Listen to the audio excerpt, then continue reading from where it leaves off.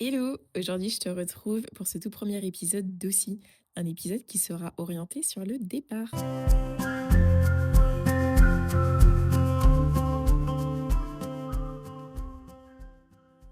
Bienvenue dans Aussi, le podcast où je te raconte mes aventures à l'autre bout du monde. Ici, je partage mes découvertes, mes doutes, mes rencontres et tout ce que je vis depuis que j'ai découvert l'Australie. Que tu rêves de partir, que tu sois déjà expat ou simplement curieux de découvrir ce pays unique, installe-toi, respire et embarque avec moi pour un voyage au bout du monde. Aussi, c'est une parenthèse de sincérité, d'évasion et de petits moments vrais. Allez, on y va?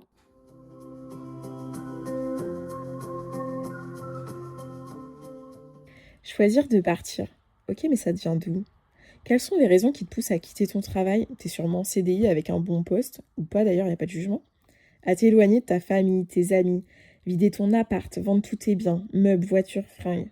Il y a sûrement autant de raisons, je pense, de partir que de personnes qui voyagent. À savoir une rupture, la perte d'un emploi, un contrat qui arrive jamais, un manque de sens à sa vie, l'envie d'aventure, le besoin de s'échapper ou bien même de se retrouver. Pour mon cas, c'était un mélange de toutes ces raisons. J'étais au chômage depuis quelques mois. France Travail refusait de m'accompagner sur un projet professionnel, notamment en refusant de me financer une formation. Ma relation de couple battait de l'aile. Clairement, je savais plus trop où j'en étais, ni même ce qui me faisait vraiment envie. Au fond de ma tête, j'avais envie de voyager.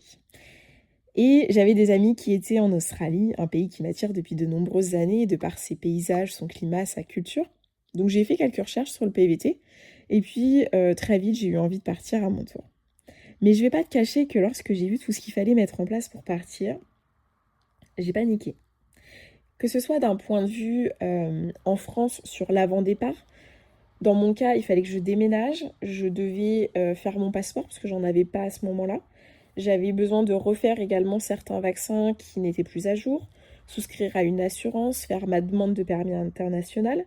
Et il y avait tout un tas de démarches aussi à faire en arrivant sur le territoire australien, notamment ouvrir un compte bancaire, obtenir son TFN, passer son RSA.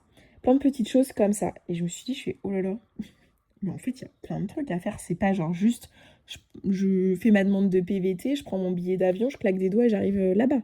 Non, non, il y a vraiment beaucoup de choses à mettre en place. Et ça se prépare, un départ. Tu vas préparer ton voyage, clairement. C'est hyper important. Tu n'as pas envie d'arriver à l'arrache où il te manque la moitié des documents et que ça se passe mal une fois sur place. Donc quand j'ai vu toutes ces démarches, je me suis dit, mais est-ce que ça vaut le coup? Et franchement, à l'heure où je te parle, je rigole intérieurement parce qu'en fait, avec du recul, je me dis, mais meuf, c'était easy.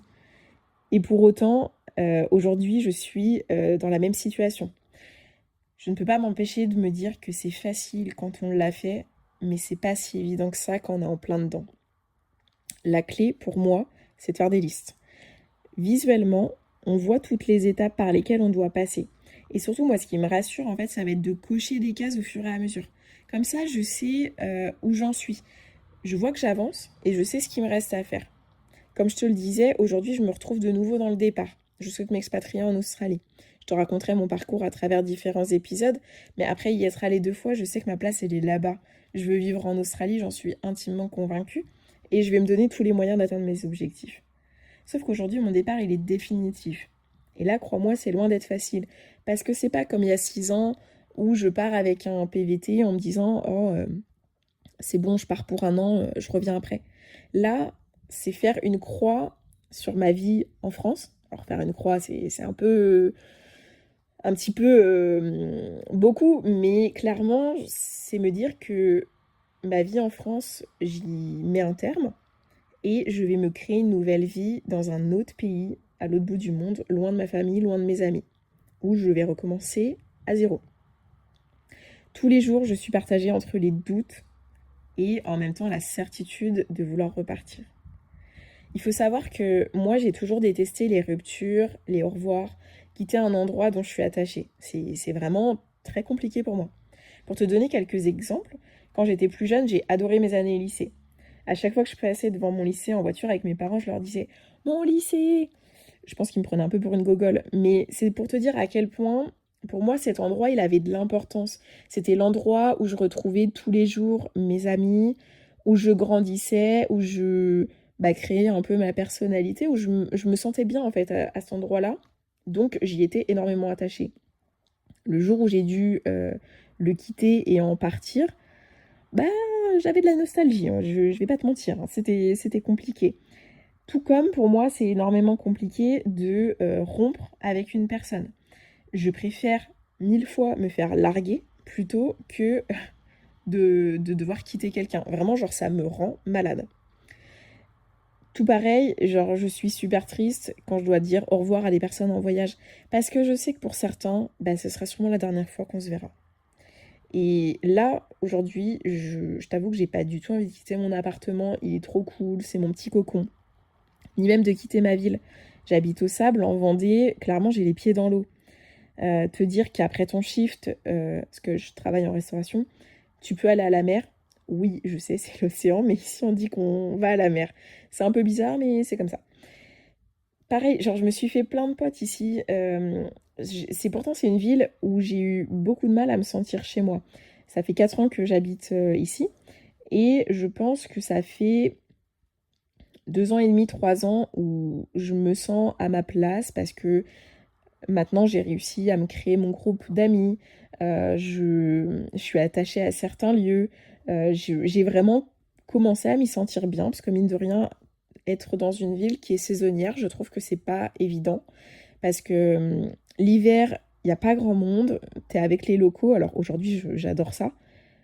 Et en même temps, l'été, bah, la population, elle se multiplie par 4 voire 5. Il y a plein de choses à faire, il y a plein de personnes, tu peux faire plein de rencontres, c'est trop cool. Et en même temps, c'est surpeuplé et du coup, ça te gave. Mais c'est vrai que c'est pas évident. Donc aujourd'hui, bah, de devoir un peu quitter cette ville que je me suis créée, ce nouveau chez moi, c'est pas facile. Ce que je trouve dur également dans les départs, c'est vraiment de se dire aussi qu'on se débarrasse de tout ce qu'on possède. Ne plus rien avoir autre qu'un sac à dos qui va faire 50-60 litres et quelques fringues. C'est faire un tri immense sur tout ce que tu as accumulé dans ta vie.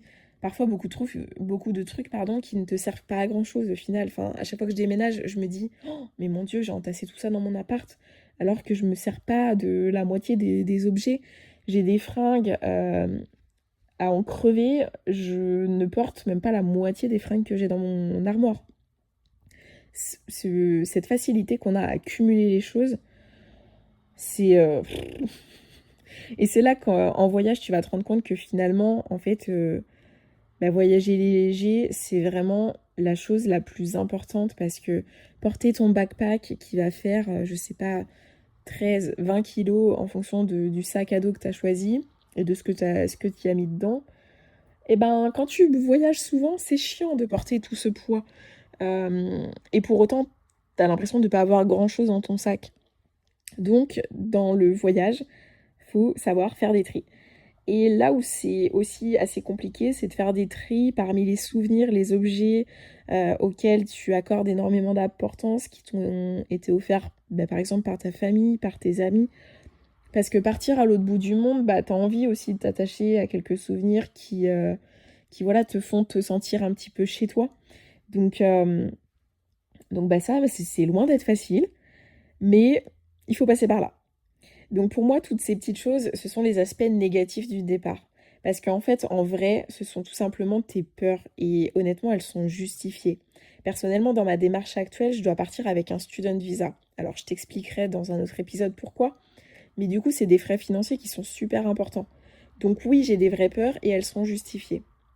Mais le départ, c'est aussi la chance, car oui, pour moi, je trouve que c'est une chance de pouvoir recommencer sa vie à zéro. Est-ce que tu te rends compte, est-ce que tu prends conscience que tu as le droit de être la personne que tu veux être? Tu peux complètement changer. En fait, tu débarques dans un nouveau pays où tu ne connais personne, ou presque, parce qu'il y a certaines personnes qui rejoignent des amis, mais tu arrives, tu ne connais personne. Personne ne connaît ton passé ou autre. Donc en fait, si tu as envie de te réinventer totalement, banco, t'as le droit. C'est... On t'offre en fait la possibilité d'être qui tu veux. Tu peux complètement te réinventer. Alors oui, je te vois venir, bien sûr que tu vas pas changer du tout au tout, mais ça n'empêche que si tu as de mauvaises fréquentations ou de mauvaises habitudes là où tu vis actuellement, bah là, tu as la possibilité de t'en débarrasser. Tu veux changer de métier, en essayer un autre, c'est possible. Encore une fois, dans la limite de tes compétences. Bien sûr que tu vas pas devenir cardiologue du jour au lendemain juste en changeant de pays. Mais en Australie, tu vas pouvoir expérimenter des métiers que tu n'aurais probablement jamais fait en France. Et ça, moi, je trouve ça super cool. Parce que je trouve qu'en France, on te donne pas forcément tes chances. On va te dire, ah, mais tu manques d'expérience, tu n'as pas les diplômes pour. Alors, pareil, ce sera le cas d'un épisode, mais en tout cas, c'est la possibilité de te réinventer, de devenir une autre personne. Et ça, c'est dingue. Alors oui, le départ, c'est hyper impressionnant, ça fait peur, il y a plein de choses à faire, mais tu te prépares à ce changement de vie. Pendant des mois, tu vas planifier un petit peu ton voyage, toutes les choses que bah, du coup tu as à mettre en place avant, ce qu'il va falloir mettre après. A contrario du retour, qu'on ne prépare pas assez. Ça aussi, ce sera la thématique d'un épisode. Donc, il faut savoir que partir, tout quitter, pour moi, je trouve que c'est faire preuve d'une force, d'un courage qui est incroyable. Tu as le droit d'avoir peur, mais sois fier de toi. Combien de personnes rêvent de partir, mais sont incapables de quitter leur boulot ou leur mec nana? Les gens te diront: oh, t'as trop de chance de partir. Non, non, je suis désolée, ce n'est pas de la chance. Tu te donnes les moyens de partir et de réaliser tes rêves. Ces mêmes personnes n'ont bien même souvent pas conscience ou connaissance des sacrifices que tu fais pour voir ton rêve se réaliser. En fait, elles vont pas voir toutes ces heures sup que tu vas faire, ces petits boulots que tu vas prendre en plus pour avoir un peu plus d'argent à la fin du mois, ces restos sortis que tu vas décliner pour économiser. Perdre ton indépendance en retournant vivre chez tes parents pour économiser un loyer. Alors, pour tous ces efforts que tu fais, sois fier de toi. Tu mérites, c'est pas de la chance. Et puis, petite confidence, à toi, si tu n'es pas parti ou que tu as envie de partir mais que tu hésites, tout va bien se passer. Crois-moi, nos peurs, elles nous limitent. Mais une fois que tu es libre, que tu n'as plus d'attache, tu prends conscience que tu peux faire tout ce que tu veux. Rien ne peut t'arrêter tant que tu te donnes les moyens de réussir. Alors fais-toi confiance, parce que l'avenir, elle te réserve de belles surprises. Petit bonus, si en plus tu veux partir seul mais que tu hésites, parce que oui, ça fait peur de voyager seul, c'est la meilleure chose qui puisse t'arriver. Je t'en reparlerai dans un prochain épisode, alors abonne-toi pour ne pas louper l'info.